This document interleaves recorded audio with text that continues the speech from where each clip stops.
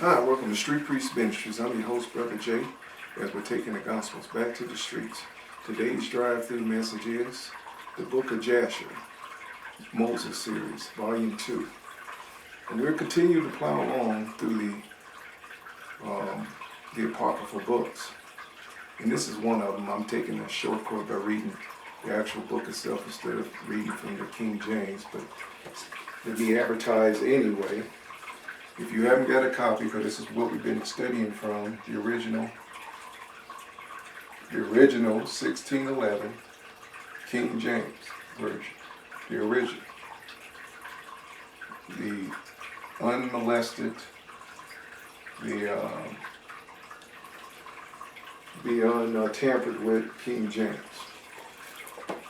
And I'm taking a shortcut, reading out of the Book of Jasher, because I like the size of the letter. It's much easier to read. I could read it out of that, but it's a struggle. Now, these are the best of times. These are the worst of times. These are biblical times. And as the weeks roll along, these words I say will become pregnant with more meaning. As you see the calamities happening around the world as God's setting the stage for his end time harvest. And normally, get my teaching. I think I've taught calamities and miracles. I think that's the name of the video. But they kind of coincide and go hand in hand. Usually a stage is always set when God shows up on the scene. Whether it's the children of Israel and Egypt's bondage, slavery, where it would take a miracle to set them free from a world dominating power at that time. Yeah. And he did. And he provided a way through the Red Sea, one of the greatest miracles in the Bible, was that trip through the Red Sea. On dry land, with going through a gauntlet of water, about 1,000 feet on each side. And if you were to go, I say maybe a couple of hundred yards or somewhere around there, 300 yards, you could plunge to 5,000 feet on either side. So it was just a bridge made just right to get them from the beach of Nawabi, the Nawabi beach, to the other side of Midian, Saudi Arabia. Just the right width for that crowd, the 2.25 million people. So that was a miracle. And God's in the miracle business, and he's returning to the miracle business. He set the stage so he can return to the miracle business here in these modern times, where the average household, probably I'd say 87 to 90% in America are without Bibles, as before, as the 18th century. It was 90 some plus % of households with Bibles in. So the reverse has happened. Now, what's in the homes that replace the Bibles is heli-vision, piping the raw sewage of hell from Hollywood and also fake news. Those two has replaced the Bible. Both with fear, lies, deception, brainwashing, perversion of every sort. And of course, the underlying theme is to hate God, anti-God. That's what they're about. And to push all their Marxist / New Age socialist agendas. That's what heli-vision has produced amongst our youth, generation growing up not knowing nothing about God at all. Never read the Bible, which was unheard of, like I said, around the 18th century. There was a fear of God in the land. This is a God covenant nation anyway, by the pilgrims who came over here. The early settlers made a covenant with God, looking for a land where they can exercise free religion without being persecuted by the government. So as a government was created by the people, for the people, regulated by the people, a people's government. And Lex, Lex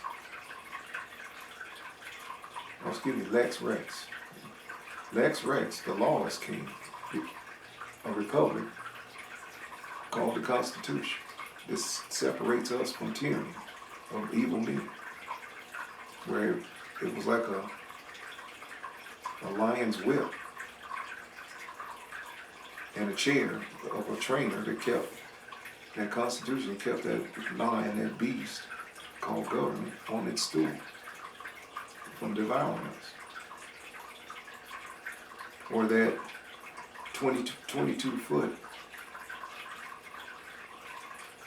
1-ton alligator from devouring us. They might have started out 6 to 8 inches. Divided up into 3 parts. The executive, the legislative, and the judicial. President's office, the Oval Office, Congress, the lawmaking body, and the Supreme Court.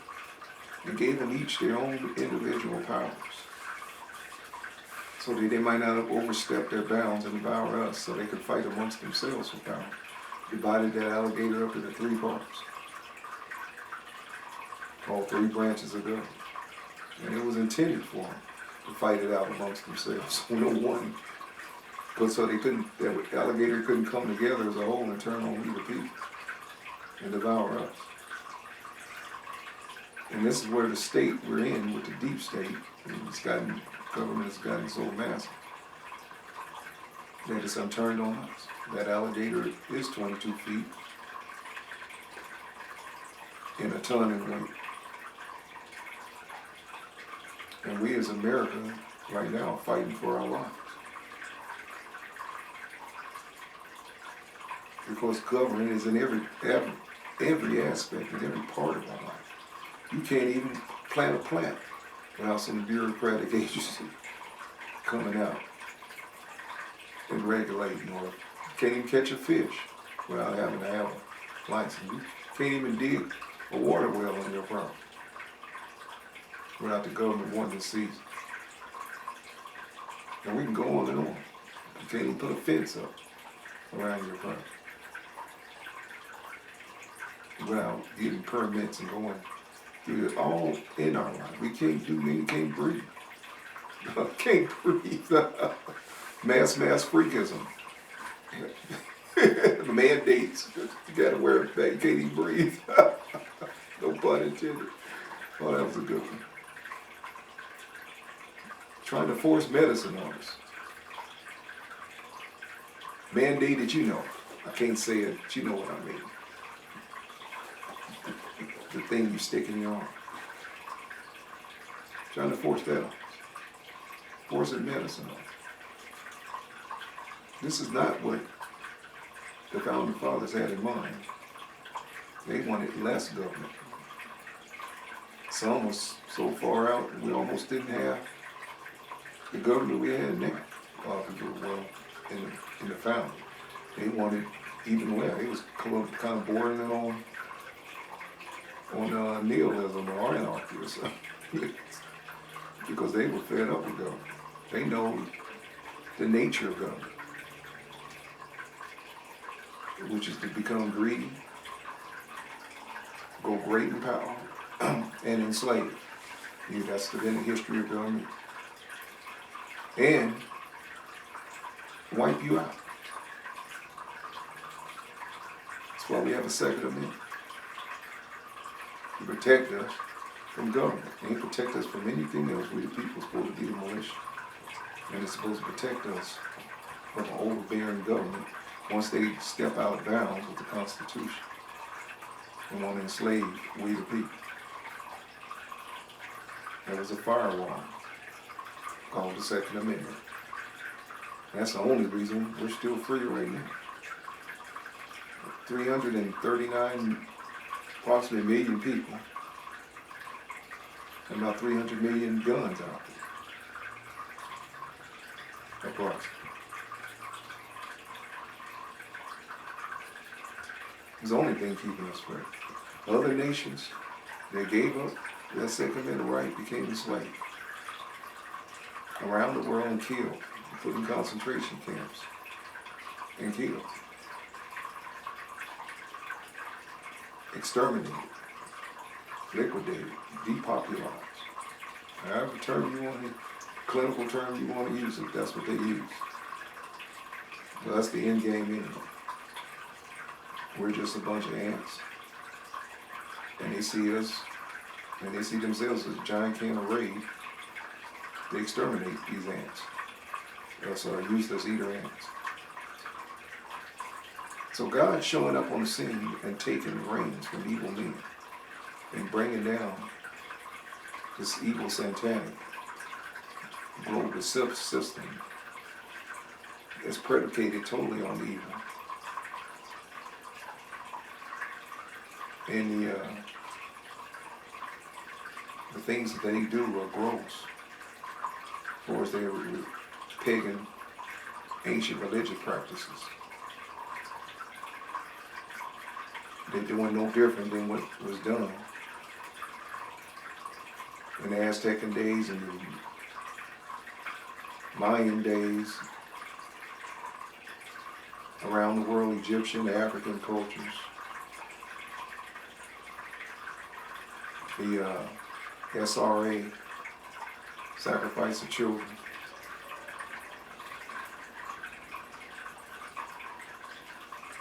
Nothing's changed. This is an ancient right that goes back to give power to these demonic entities. To get power, from these demonic entities. It goes back thousands of years all the way to Babylon. SRA slaughtered the innocents.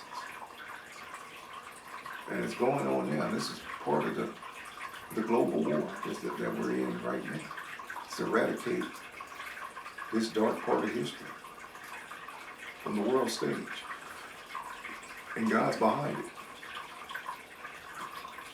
God's the broom, the sweeping and cleaning house on the corrupt. Time's up for the corrupt. That they will be exposed, and they will be brought down, and their agendas will be thwarted.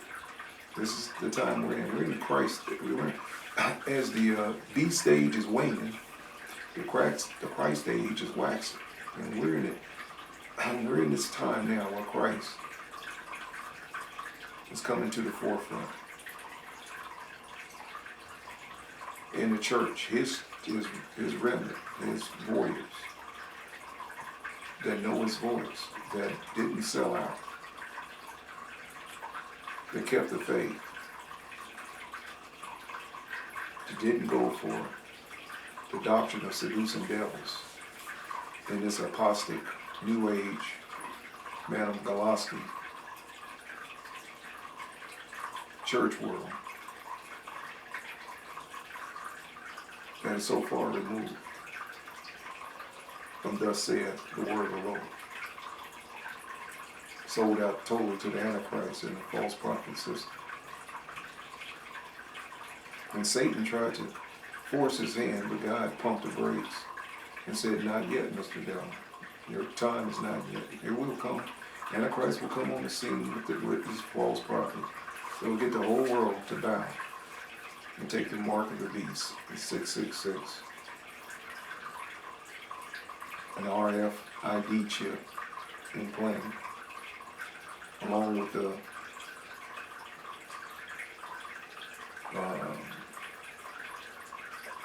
DNA of the beast, I believe. We have a beast computer in Brussels that's got all the nations of the world's information in it. They've been building this AI world for a long time. We're not privy to a lot of technology. It's been available to elites for decades now, since Hitler's time. Cloning, all this stuff been around since the late 30s and 40s. Cell phones been around since the 40s. You had flat screen TVs. They were showing them and giving you a clue in some of the movies, like Star Trek. And we can go on and on. You can imagine the technology they got now, that was then. They already had. That hasn't been released to the masses, the public.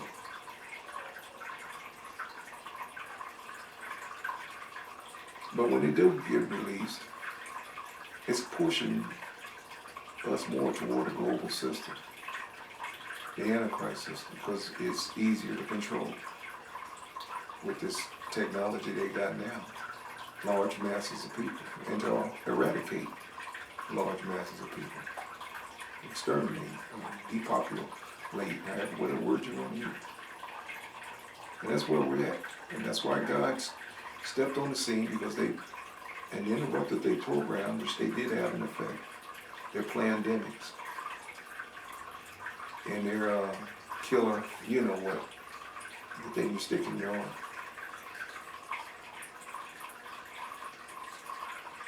God's interrupted their evil plots and schemes, and it's going to be more and more revelation of their wicked schemes unveiled. God's he's pulling the curtain back and letting the world see these evil, satanic, globalist elites, what they really think of. Like I said, you're useless eaters. To them, no more than a roach. To be exterminated. It's like Hitler. They were Hitler. They sponsored Hitler. The Jesuit New World Order was Hitler.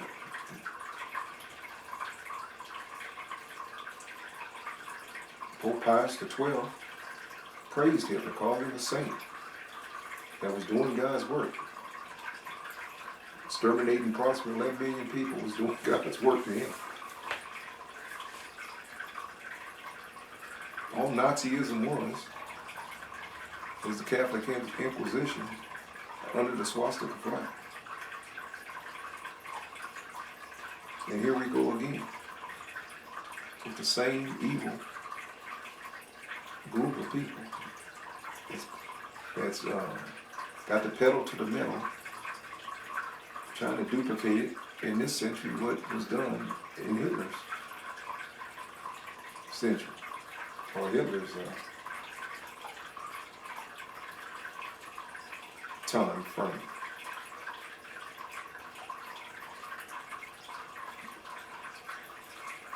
If you don't learn from history, you're doomed to repeat it. And that's the problem. Marxism has been taking over America since 1920.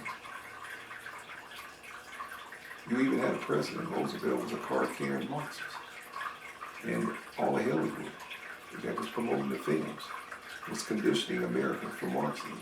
It was an eternal subversion. That's the globalist model they use, is Marxism communism, to take over nations. They're not Marxist economies, they just use that construct. And you got whole generations of people brainwashed. Especially colleges. They've been hijacked the colleges decades ago. They get indoctrinated, not educated.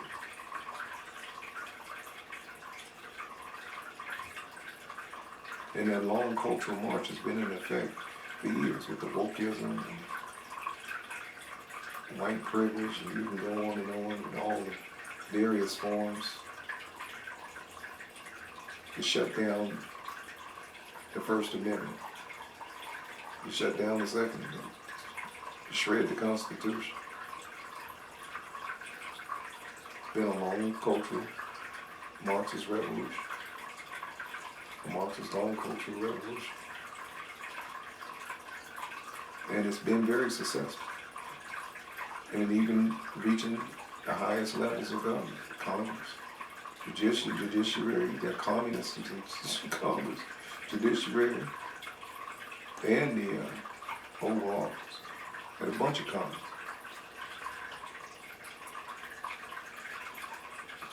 What do you think is running these nations now? Right now.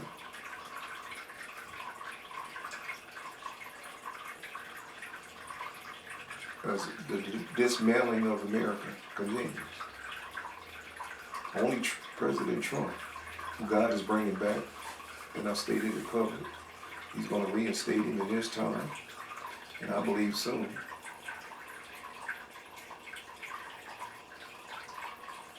But he's coming back, and I'm going to reinstate him. But we got to see what it's like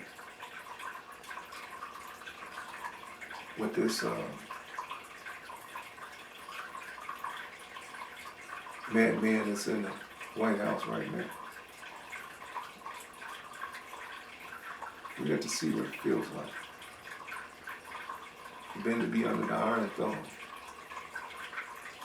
of a globalist president. And we done had a bunch of them. Obama, Bushwhacker, all of them, globalists.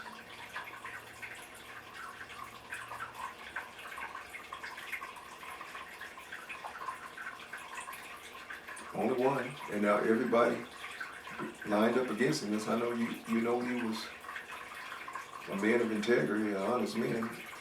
Was President Trump. He's the only one. The rest of them, they had the whole machine behind.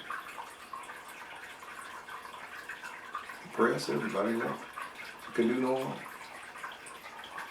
No exposure of their sins whatsoever. Matter of fact, they helped cover them up.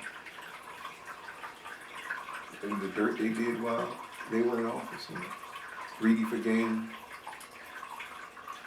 millions, they lined their pockets with, their coffers, filled their coffers with, while in office, like a bunch of pirates.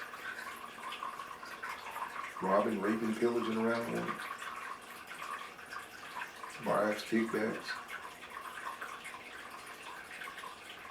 Money flowing into their coffers. So we're in the last days, and cheer up, saints, it's going to get worse before it gets better, just like the birth pains of a woman.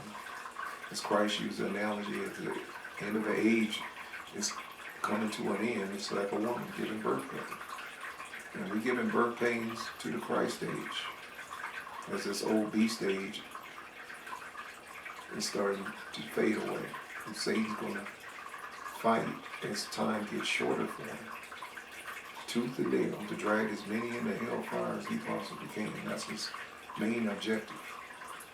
Never lose track of that. The Bible said, be sober, be vigilant, because your adversary, the devil, as a roaring lion, walketh about, seeking whom he may devour, who resists steadfast in the faith, knowing that the same afflictions that you're suffering with and dealing with are overcome in the world today through faith.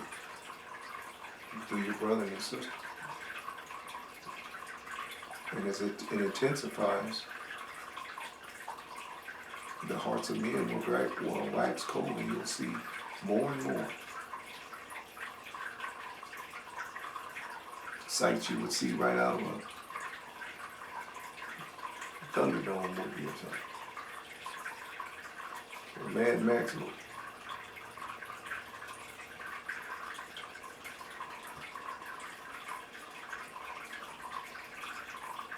So, this is the time to press in close to thus saith the word of the Lord, God's book.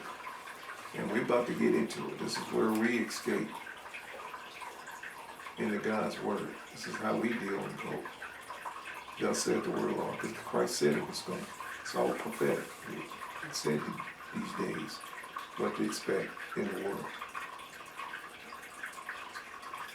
The calamities, the seas roaring, earthquakes, the volcanoes, the level of violence going up. It's the hearts of men wax cold.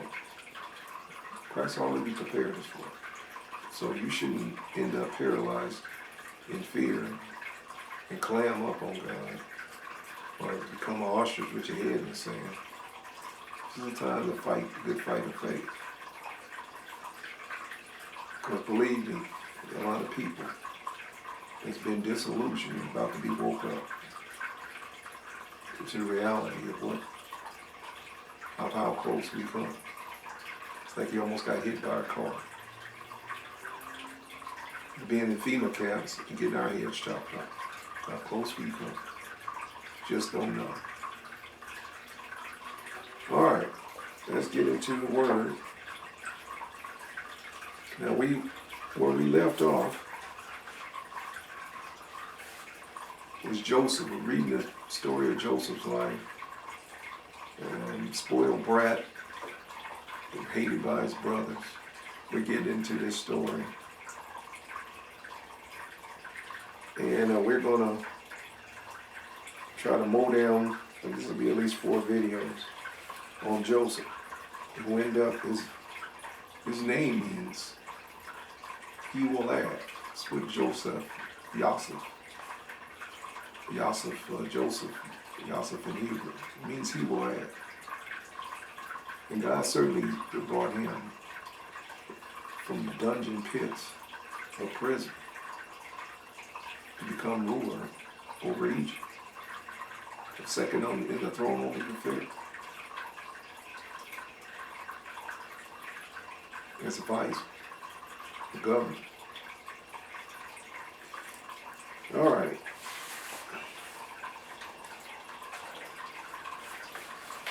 Let us begin.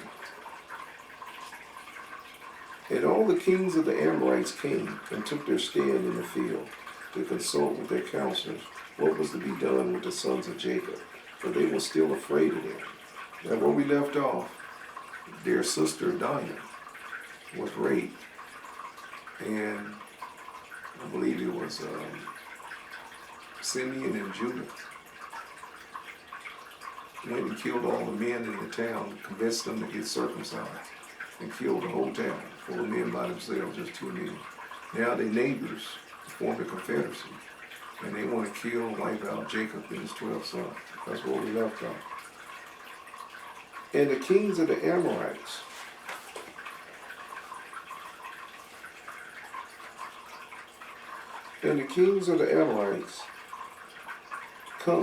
they came and took their stand in the field to consult with their counselors.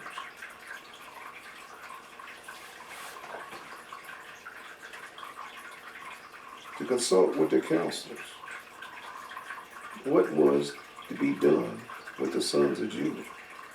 For they were still afraid of them, saying, Behold, 2 of them slew the whole city of Shechem. And the Lord heard the prayers of Isaac and Jacob, and he filled the hearts of these kings' advisors with great fear and terror, that they unanimously exclaimed, Are you silly this day? Or is there no understanding in you that you will fight with the Hebrews?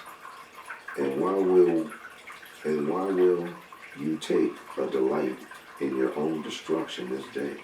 Behold, 2 of them came to the city of Shechem without fear or terror, and they killed all the inhabitants of the city, that no man stood up against it. And now will you be able to fight with them all? Surely you know that their God is exceedingly fond of them, and has done mighty things for them, such as have not been done from days of old. And amongst all the gods of the nation, there is none that can do like unto his mighty deeds. Surely he delivered their father Abraham the Hebrew from the hand of Nimrod, and from the hand of all his people, who had many times sought to slay him.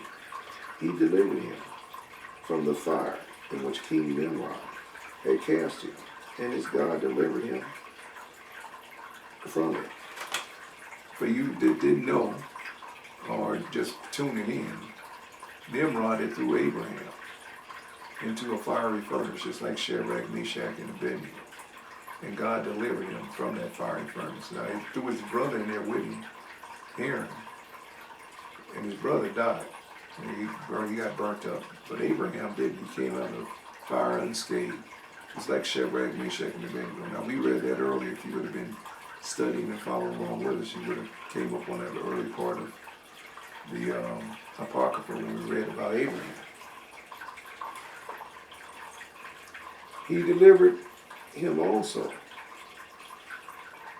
from the fire of the king Nimrod, and cast him, and his God delivered him from it. And who else can do like? Or who else can do the like?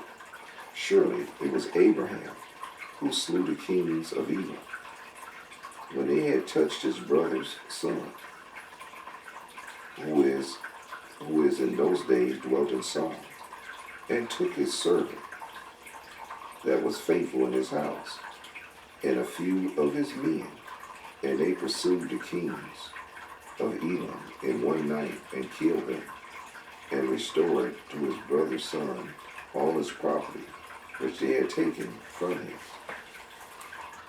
And surely you know that the God of these Hebrews is much delighted with them, and they are delighted with him, for they know that he will deliver them from all their enemies. And behold, through the love of the reward of his God, Abraham took his only and precious son, and intended to bring him up as a burnt offering to his God. And had it not been for God who prevented him from doing this, he would have done it through his love to his God. And God saw all the works, and swore unto him, and promised him that he would deliver